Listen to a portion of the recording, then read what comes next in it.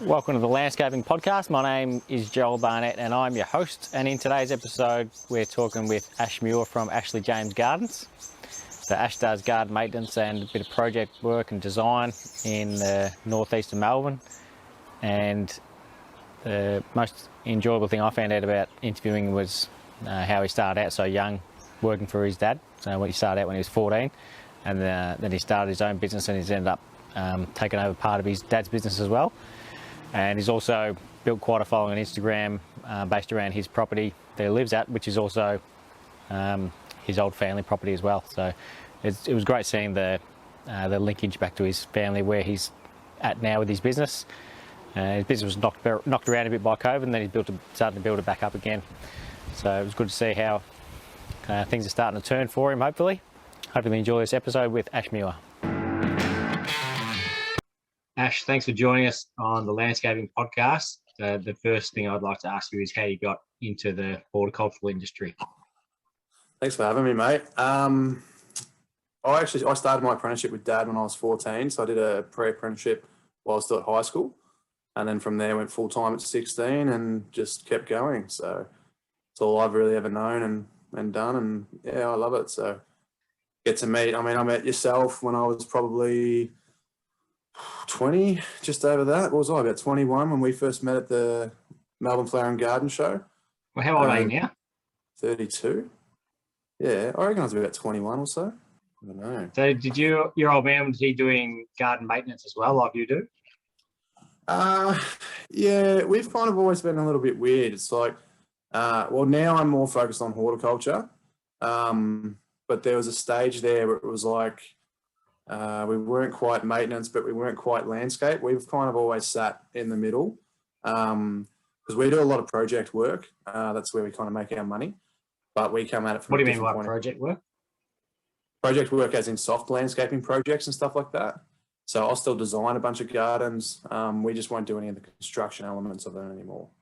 So because we're not registered builders, and the industry is cracking down on that, which it rightfully should, we took a backward step to focus on design and horticulture.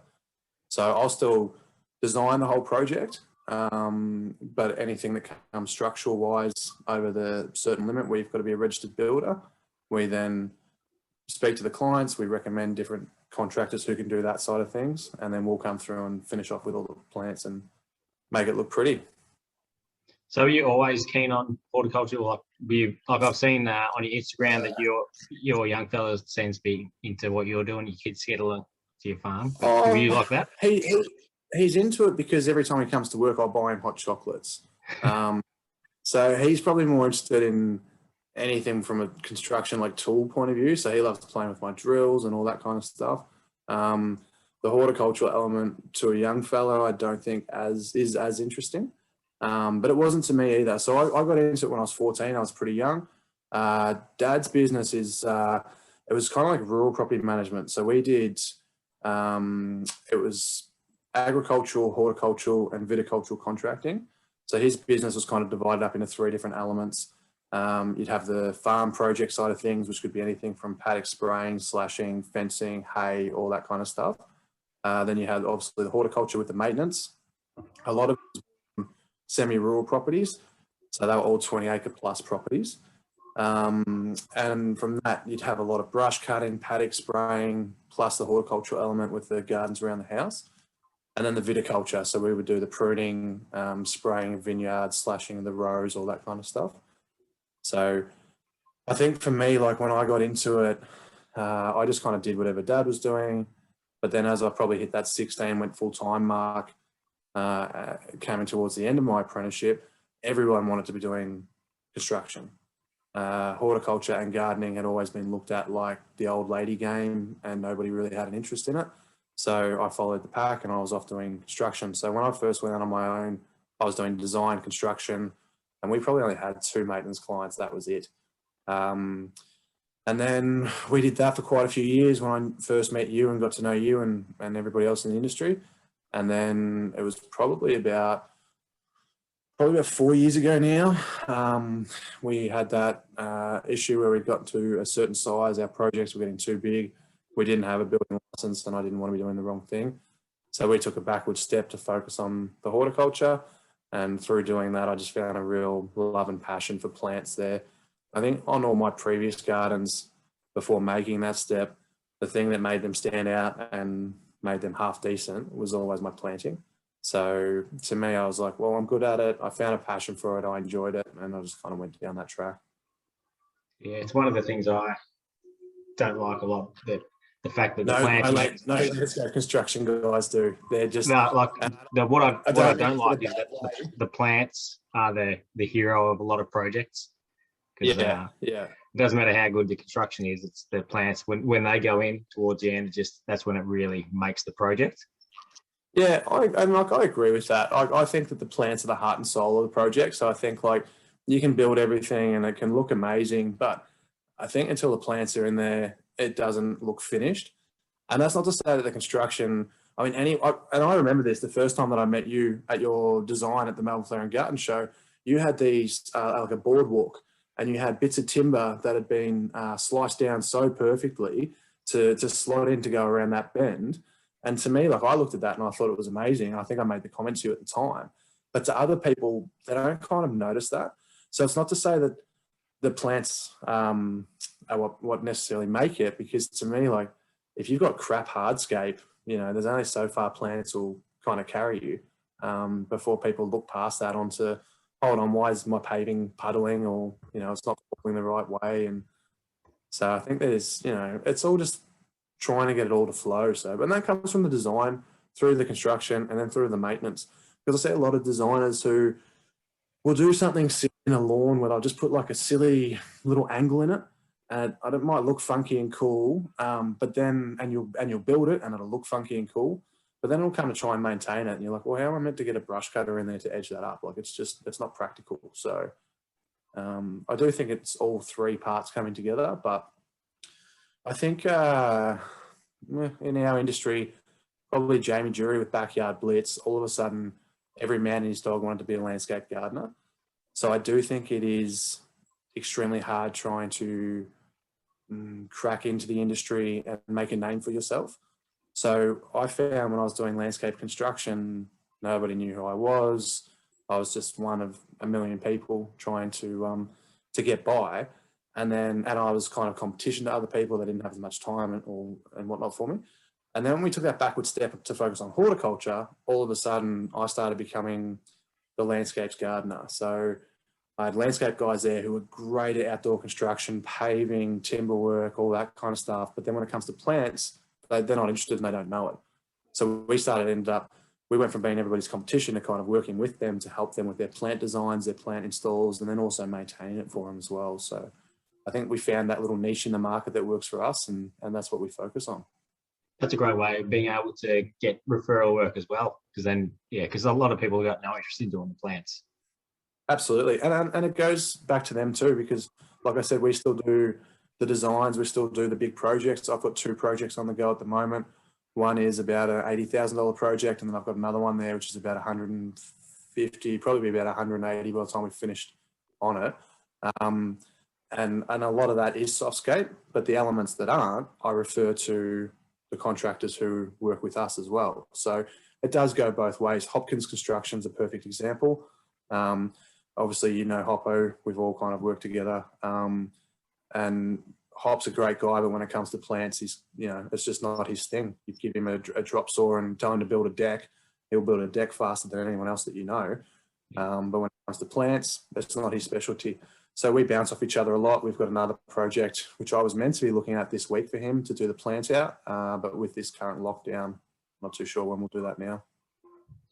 And going back to your old man, like I've seen one of your Instagram posts, and I've never seen 3 generations look identical at the same age as you, your son, and your dad. It's just insane how much you look the same.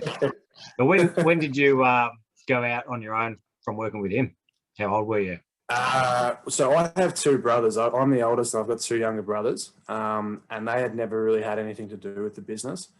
Then all of a sudden, they were kind of in between jobs. They started working with the business, and the youngest one in particular started kind of barking a few orders here and there. And I think at that stage, I'd worked with Dad for like 10 years, and he'd been there for like 3 months, and I just thought, no. So I think I was probably 22 when I went out on my own. But I would not count those first probably 3 years, 4 years. I didn't have kids at that point.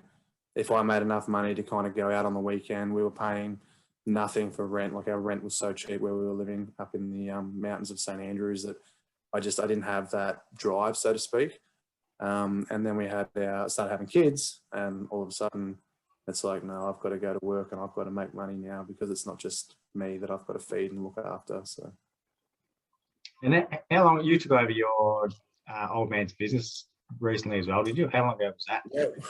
Yeah, so we did. So it was, it'll be 2 years this year. Again, his was made up into 3 sections, and we took over the horticultural division, and we merged that with Ashley James Gardens. That was good until COVID hit, and then that kind of went belly up pretty quickly. So a lot of clients that we work for, and out here, they're big wedding venues. They haven't had a steady income for almost 2 years now with COVID. So, that went from having, for argument's sake, one of the properties went from having one guy 2 days a week to, 2 hours a week to nothing. And I think when we took over from Dad, merged it with Ashley James, we probably had about 60 maintenance clients on the board. And that has been reduced back to probably 10. Yeah, right. Yeah, big hit. So we had 6 full-time staff and 2 casual. And then now we're down to just myself and 2 staff members. So we are currently trying to rebuild and regrow, but I don't know if you've come across it down there, but up here, like, you just can't get people. The demand for staff in the industry is just next level at the moment. Yeah, it's interesting, isn't it? Because people are saying they're all out of work, but there's no one. Like, you can't even get bad people applying for jobs, let alone good ones. No, you can't. And like I had an ad up on Seek for probably 3 months, and I got nothing or no one worthwhile. And then by the end of it, I was just desperate. I put an ad up on Facebook and an ad up on, I think it was Indeed. Neither of them cost me anything, and I got 2 staff members straight away from that who are now with me full time.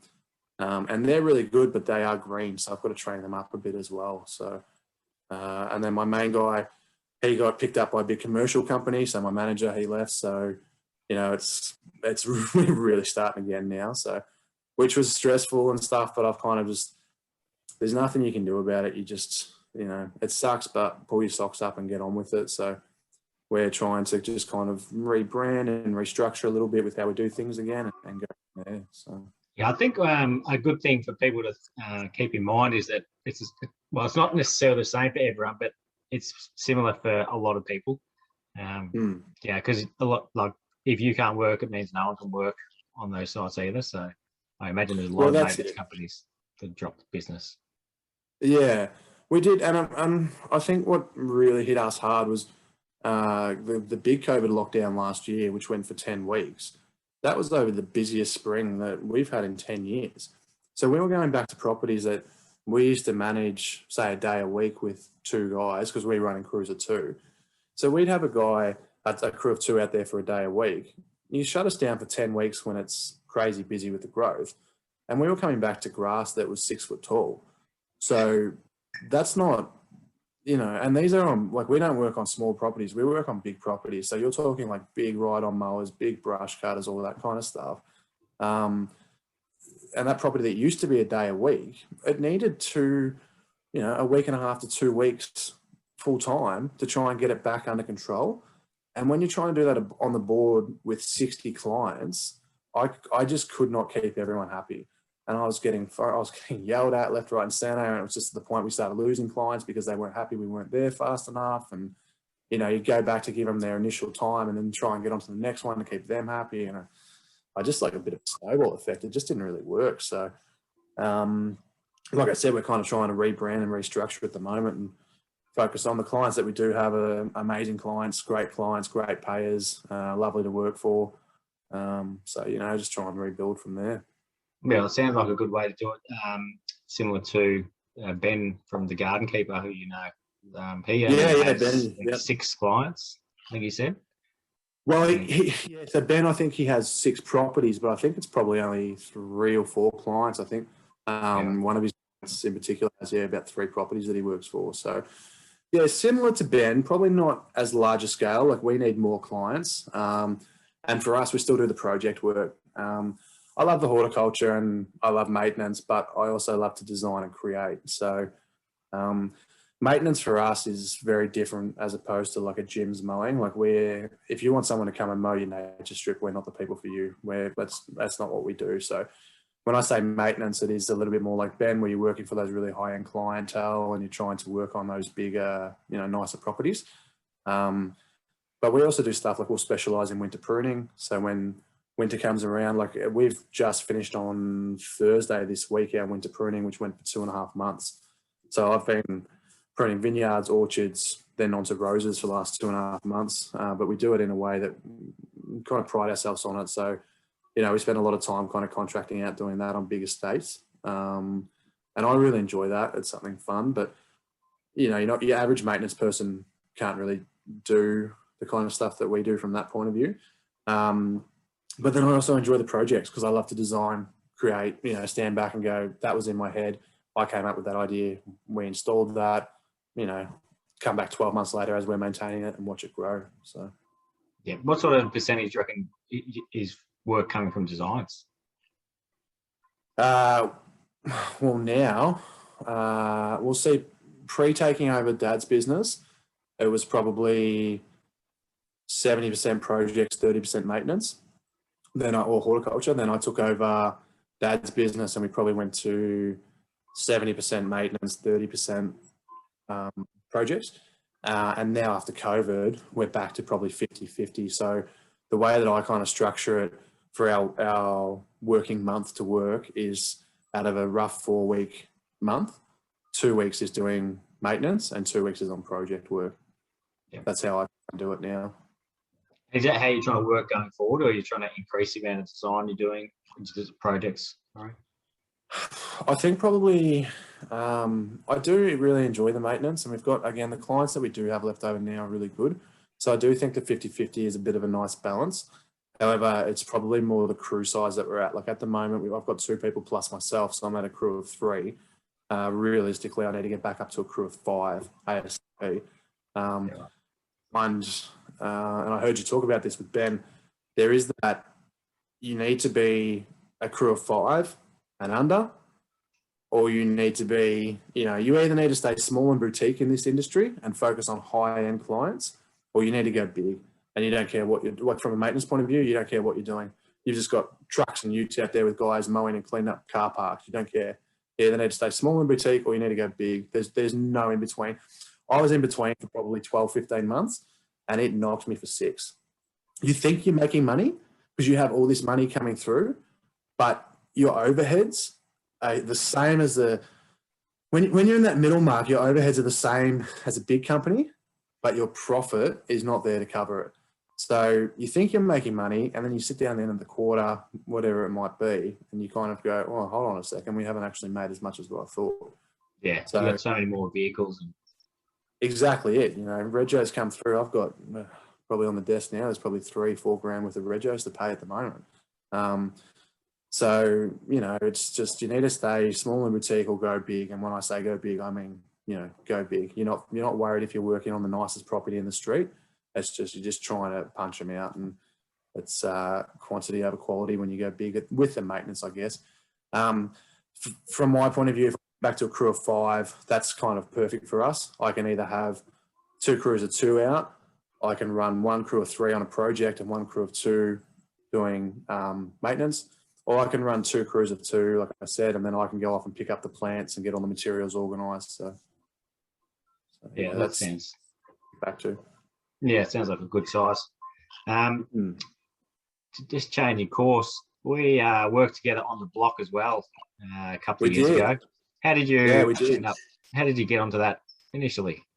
The chippies. So we worked for Andy and Deb, and our chippies. I went to high school with them. So Andy and Deb had come down from Sydney. They didn't know many local tradies. The builders had said, "Look, do you know a landscaper?" They said no. They said, "We know a guy. We'll give him a call." And it was probably a month before that I'd made a decision to step back from construction to focus more on horticulture. And I thought, great, now I'm going to get thrown in the spotlight with work that I'm not trying to do and, you know, not necessarily allowed to do. And that's when I went and approached Hopkins Construction. They came on board with us and we went from there. So, yeah, so we did the front yard. We came up with some ideas for the rooftop, but it was pretty, the courtyard. We came up with some ideas for the rooftop, but money was getting a little bit tight there. So they kind of did that themselves. And then we came back and did the front yard. So, I have an experience for you. Did you watch the show before you went on there? Probably Landscape Week. I'd kind of always watched Landscape Week. I'd always enjoyed, you know, watching your Dave Franklins and your Inga Jabbaras on there trying to see what they come up with. And that probably always interests me. I always liked Garden Constructions when Ben was on there, watching what he would get up to. You know, he was doing designs there by Lily, who, you know, you just interviewed, and obviously she did the designs for you from the block. So I always kind of like watching their stuff, but yeah, I probably haven't watched it religiously like some people that I've soon will now learn to do. Did you enjoy being on there? I did. It's an experience, and you know better than anyone how hard it is. But at the end of the day, like, it's great for the portfolio. Whether you watch the show or not, everybody knows the block. You could not even watch TV, but you know what the block is. So from a portfolio point of view, it was great.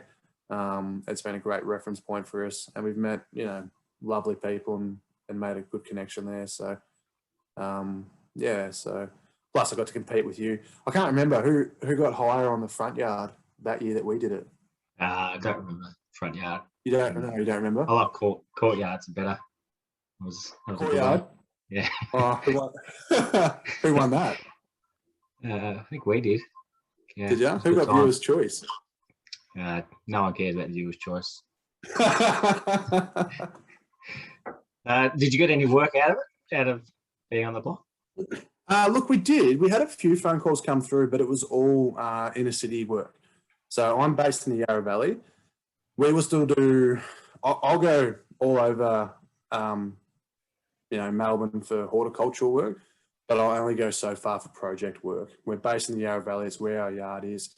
If I start doing jobs down Sandringham Way, you know, it's just not worth it to us. And we're not Toorak landscapers. Like, we're your Yarra Valley country landscape garden. You know, I'm not going to go and do straight edge paving, and, you know, I try and build country gardens. That's where my passion is, and that's what I want to focus on.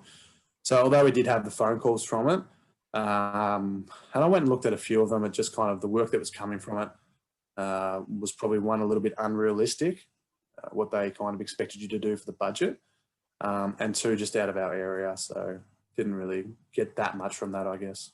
Yeah, I think you could get in a bit of trouble with time wasters, I think, coming from that. We had, I think the first year we had 3 people call us up wanting some work done in Melbourne, and I told them that I'd charge $150 to come out and do a quote, and that was enough to scare them off. So, well, you told me $300 for a signed autograph photo, and I'm still waiting for it. It's in the mail. I think a good way, and you said this to me when you were competing at the Melbourne Flower and Garden Show, you got work from it, but it wasn't necessarily from the clientele. Like, you were getting work from designers. And I think from our point of view, we probably a little bit like that too. Like, it kind of made us stand out a little bit more. It probably gave us a little bit more credit that we do know what we're doing.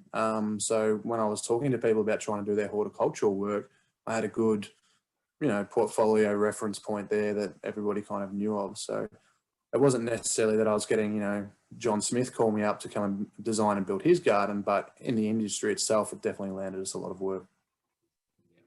And speaking of the garden show, would you ever plan on doing any work there, or have you done any in the past? I haven't done it. Oh, actually, I was meant to help a friend out just as it got cancelled. Obviously, COVID, so that's been cancelled the last 2 years. So that's next on my to-do list. Again, because I'm not a registered builder, I can't go into the main avenue and design and build that. I could get someone in to do it for me, but I like to get my hands dirty. So I'd really like to try and do the boutique display. which is what you had done in the past with your 2 stands. And I'd really like to try and do that, design, again, my style, and bring in those kind of country, wildflower, cottage look, built in the middle of Carlton Gardens. I'd really, really like to do that. So it's been cancelled the last 2 years. Hopefully next year it gets the go-ahead, but that will be the 25-year anniversary where everybody will be coming back. So it's the best competing. So maybe the year after that. So I really, really want to do it, but it's going to be a minimum of a 2-year wait now. Yeah, I think yours would go well there. It'd be pretty popular because Ben Yule did one of the years I did it, and he was really plant-based. And it's good having the range of some that are construction-based, some that are plant-based, and some that are a mix. Yeah, absolutely. I go every year. I love it, to go in there. I go in with my family, and then I'll go in with the guys as well, and we'll have a walk around. So I'm there anyway. I'd love to have a go and see. I mean, that's if my design concept would just be accepted, but we just have to wait and see. But I'd absolutely love to do it. Now, I've seen on your Instagram you do a lot of posts of your own property. How long have you been living there for? Well, this is actually the house that I grew up in. So right. It wasn't. Dad's still alive. I didn't knock him off. But when I took over the business, not long after that, I actually took over the family house as well. So he moved up to the family farm, which is up in Yarra. And we were up in Yarra at the time, but it was just a little bit far away from my wife. So we ended up leasing our house up there and moving down to Kangaroo Ground. So I'm now in the house that I grew up in. My son sleeps in my old bedroom. He's at my old school. It is a little bit weird because for the last 30 years of my life, the plates have gone in this cupboard and now they're over in this cupboard and I'm still stuck in the kitchen not knowing where I am. We took this over, I think probably about a year and a half ago from mum and dad. So the major green elements in the garden with the big cherry trees and stuff like that, their dad planted those 15, 16 years ago. He formed up the garden around the house, but he had a lot of natives in there. So I pulled those out and replaced them with my kind of cottage designs that I like. And then we added a few different, fire pit area and a few different elements like that. And then obviously the veggie patch, which is probably what I'm most well known for now. When I did Instagram and started Instagram, it was as Ashley James Gardens. It was not as Ashley James, the person. I was business focused. I didn't joke around. I was very straightforward, and that was just what I did. I was there from a professional point of view. Then when we moved here and I started working on this place, I started putting up a few photos. Again, it was over lockdown, so I had nothing with work to post. So I started posting at home, and people loved it, and it just kind of took off and went from there. So I think also too, because we've been hit so hard from COVID, and we went from being, not that I want to say a big company, but we went from being somewhat of a bigger company down to like a more specialized crew. I thought, well, I'll change it around, show everybody what I'm doing at my house and go from there, which is what we did. And the proof's in the pudding on our Instagram because it's gone crazy and people seem to really enjoy it, which is good. Yeah, I think a massive thing I think on Instagram is, and social media in general, people buy from people they know, like, and trust. So they don't just want to buy from a name.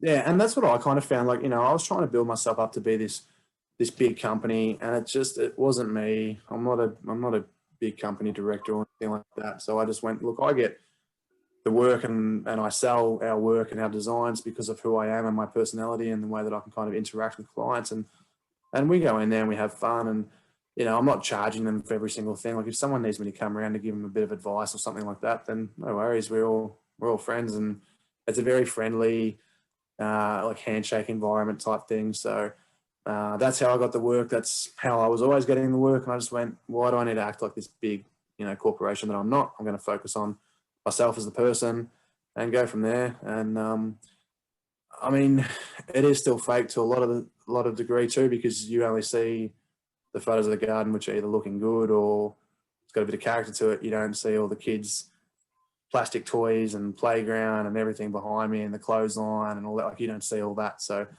I love Instagram, but it is also a very, fake world. Yeah, I don't know. It's just, it depends how you look at it, because you're not trying to say that this is my complete life in this photo here. You're showing this is what the veggie patch looks like, and people enjoy looking at it too. Absolutely, and it was probably more so when I was trying to be that fake big company type thing, and then when I started focusing on myself, like I started doing how-to videos and interacting, and I thought I was just going to make a big fool of myself, but it's had a great reaction, and like we had a decent following, I guess, after doing. Well, I'll get this. Like I did the block with you the same time that you did it. Our following didn't really go up that much. And then our contestant Andy wore one of my hoodies to a judging competition, which had nothing to do with Landscape Week. And in one night, we gained like over 2,000 followers just because they could actually see what we were doing, what company had done his garden. So I think from my point of view, like what I was saying is when I was focused on doing that big stuff, it was a little bit fake. And now I'm trying to interact, and my following has gone from just being other landscape gardeners to DIY people who just have a general interest in horticulture. And I think that definitely went through the roof with COVID too. Like there's so many negative things and downsides to it, and it hit us, knocked us for six. However, it really brought an awareness to horticulture, and people started paying attention to it, and people started wanting to do their own garden or grow their own vegetables. And, I think I kind of got into it at a good time as well. Yeah, I think putting photos of your own garden is a pretty common thing as well, because I spoke with Ollie from Hungry Wolf last week, and a lot of his posts, like his letterbox, he's got a nice little barbecue on his Instagram, and they're both up his place. So yep. Like he's not showing any ugly things either, but you just show the nice things, and people enjoy looking at it. And your your veggie patch like looks phenomenal when it's got the sunset in the background, and it's a good looking space. And I think Gardening Australia's featured it as well. Is that right? Yeah. So Gardening Australia featured a few times on their social media, which has been nice. I kind of wasn't expecting that, but that was a nice little surprise.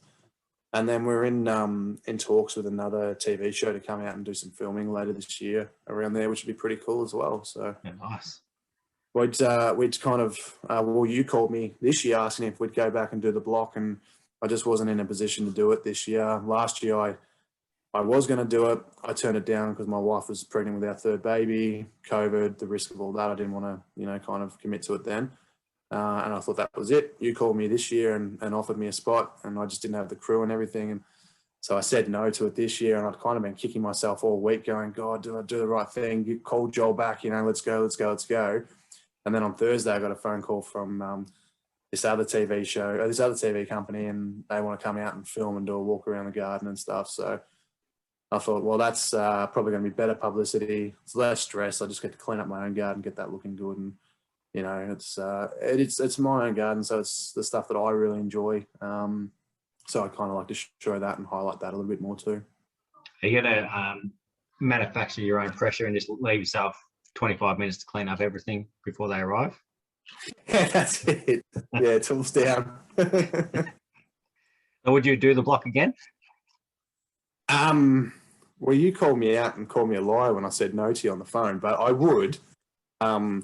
It just needs to be the right timing for us, I guess. I know I bang on about it, but COVID really knocked us for six. So I think if it was next year, if I've got a crew of 5 back up and running, everything's running well, then yeah, I would give it another go. But it's not just the block where your time goes. We're still running a business, so we've still got other clients, whether that be design, project, maintenance, all that stuff still going on in the background. And you've got to keep them happy because they're your ongoing customers and that's your bread and butter. So I can't just ditch everybody for the block, take all 5 people off, or 6, 7 people off to go and work on the block. So to answer your question, yes, I would do it again, but I need to be in a situation where I've got the crews to do it. Ben, the garden keeper, he's kindly volunteered to come down if we do it again. He said he'll come and, stay at my place and hook in with us and a couple of days there, help us out. So cool. The beauty of Instagram, you've got your networking there where you do people. Yeah, that's it. So now with you said you've got a few different sides of the business. Did you you only took over the horticulture from your old man, didn't you? I did. So Dad had the different sides of it, but he's still doing the agricultural side of things. Yep. I suppose viticulture wise, he'll still do spraying of vineyards or large scale vineyards and stuff like that. We do the pruning side of them now. But he's got all the big machinery and stuff. He's able. Yeah, I was going to ask. do you need a large range of different type of tools for the different type of work that you're doing? Not,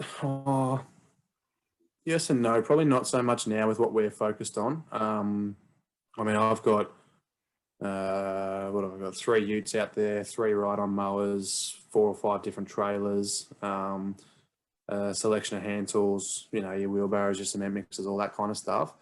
And that gets us by with what we're doing. I'm a little bit lucky from the sense that I've still got Dad in my back pocket if I need it. He's got 2 Bobcats, 5-ton excavator, 3 or 4 tractors. So from my point of view, like the outlay for me is because I've got a qualification in agriculture as well. And I did do farm contracting for a while. So when I was through Dad, so when I went on my own, I kind of had the option. I could either go down the horticultural industry, or I could go down the agricultural path. And the setup fees, the startup fees for those, the difference is huge because, you know, one of those John Deere tractors, there's $110,000 straight off the mark for one. So, you know, $110,000 buys you a lot of wheelbarrows. Now, have you got a favourite set of secateurs, like a favourite brand? Because I've seen some Japanese products that you're using. It's pretty fancy. Yeah, so when I was kind of growing up, everything was Falco. Everybody just used Falco, and that's what it was. And I discovered the Monty Don Japanese 2-part special, and I just became obsessed with it. Their craftsmanship and everything, it's just amazing. So from that, I've now become obsessed with the Japanese gardens, and I'm a big one on rock placement. They do that excellently. But through them, I discovered this range of tools. So I buy my stuff through a company called Nawaki, who are based in the UK, but they sell handmade Japanese tools. So I'll use Nawaki shears and hand saws and stuff like that. But all my secateurs and all those kind of little handheld trimmers that you'll see, they're all Toby Show. And they're handcrafted by a family over in the mountains of Japan, and they're not cheap. They are very expensive, but they work really, really well. You can hear the quality of them just from the first cut. The noise that they make is different from everything else that you're kind of used to. And, you know, for argument's sake, a good pair of Falcos is $120. You can buy a pair of secateurs down to probably $3. And I think mine are costing me about $240 per set. So yeah, they're not cheap. I've got a little Nawaki kit bag that I take around with me, which is only small. It's probably 1 meter long by maybe 250 wide. Or probably, 200 wide. And there's over $3,000 worth of hand tools just in that little bag. You wouldn't need to replace them very often, would you? If you look after them, no. But that's the downside. It's not interchangeable blades and stuff. So it's all like one piece that's been hand forged. But if you look after them, then yeah, they'll last you forever. They're really, really good. So have you got any advertising you're doing to drum up work, or are you just sort of waiting for COVID to settle down before you ramp things up? Work-wise, honestly, work-wise, if I said yes to everything that I've got on the board, I'd probably have work till July next year, or probably even past that because of our winter pruning. So easily there'd be 12 months worth of work ahead of us. My problem is not getting the work. My problem is getting the guys. So, and getting the right guys too. I want to be able to have my name represented well out on site. Everybody has a uniform which they have to wear. They have to be, present themselves well, speak to the clientele well, and just kind of hold themselves well. So it's just trying to find that right crew. So yeah, work-wise, we've got plenty there. And that's the difference between, the horticulture and just doing the landscape side of things. I know when I first went out on my own as a landscaper over winter was always a little bit tricky trying to land a bit of work. As you become established, it's fine, but at the start there, winter was always kind of quiet. Whereas for us now, like I've just said in the last 2.5 months, winter pruning. So all our project work goes on hold now over winter, and we go off and prune everything, and now we get back into it. So advertisement wise, I don't do anything other than Instagram.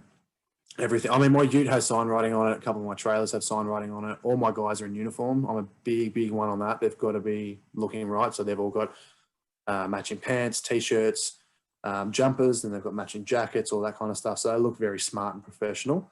And then advertisement wise, everything is just all my work now. If it's not word of mouth, it all comes from Instagram.